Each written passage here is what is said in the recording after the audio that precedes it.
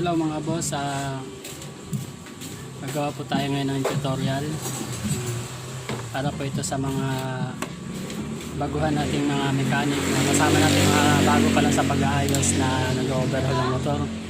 Simpleng tip lang po sa mga kaibigan nating bago pa sa pag-shop o bago pa sa pag-mechanic. Pagtapos po natin magbuo po ng isang makina gaya po nito, unang gagawin po natin is testing natin kung may compression. Pwede po rin. Ganito po mag-testing kung may compression. Puputok po yan. Yan. Isa pa. Angat mo. Hilahin mo lang. Yan. Yan. Lakas.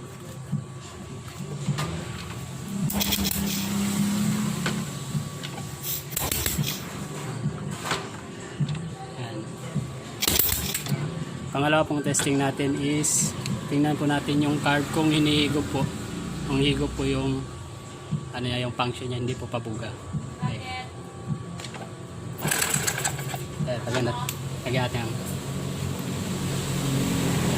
Lagyan natin ng spark plug kasi hindi po hihigop yan pag walang spark plug. Singaw po yan eh.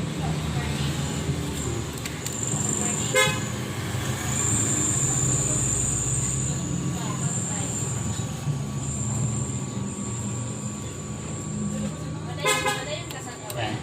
Testing po natin, tapan natin kami kung pahigop yung function.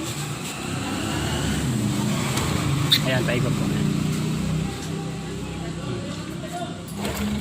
Ayan, pahigop po siya. Pag yan po pabuga, ibig sabihin singaw po yung valvula. Tapos next na ano natin is check natin kung may kuryente.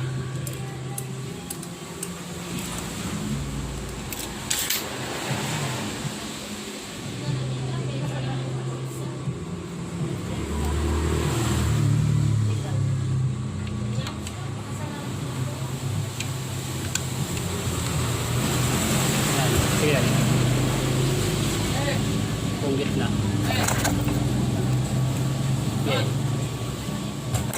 Ayun, may kuryente. Isa pa. Wala akong anak na karton, oy. Tapos ang susunod po natin i-check, pinaka-importante po sa lahat. Dalawa yan?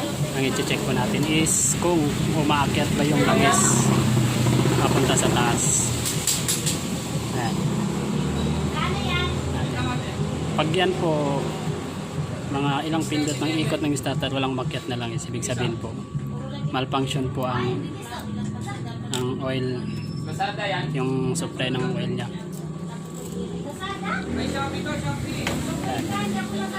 Check natin kung saan susupply ng langis. Lalabas po yung langis yan.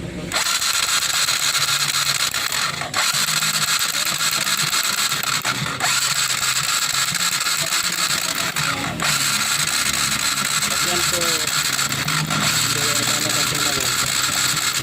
Ayan, lumabas na. Kailangan na lalabas na langis. Pag yan po hindi lumabas yung langis, ibig sabihin hindi nagpa-function yung oil pump niya. Pag okay na po lahat ng ganyan, pwede na po natin siyang testingin sa andar. Testing natin yung andar.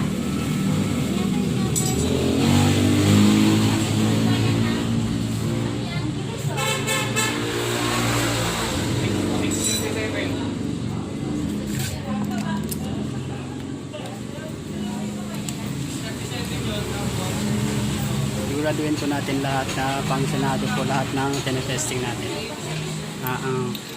Ano lang po yan, idea lang po yan para sa mga bago po nating mga nagme-mechanic na first time pa na overhaul o top overhaul. Yan po ang pinaka-importante. Lalo na po yung langis, kailangan nakaakyat ang maayos. Testing natin kung handa.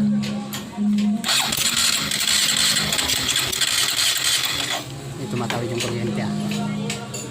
May sila yung spark plug.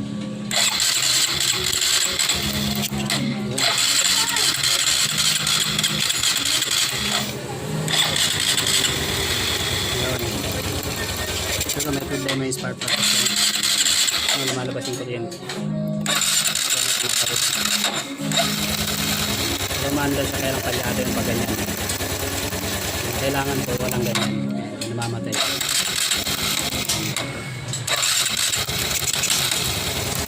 Yan. Hindi siya mabibiro pag palitan po natin ng spark plug. Ayan po mga boss, palitan po natin yung spark plug na bago.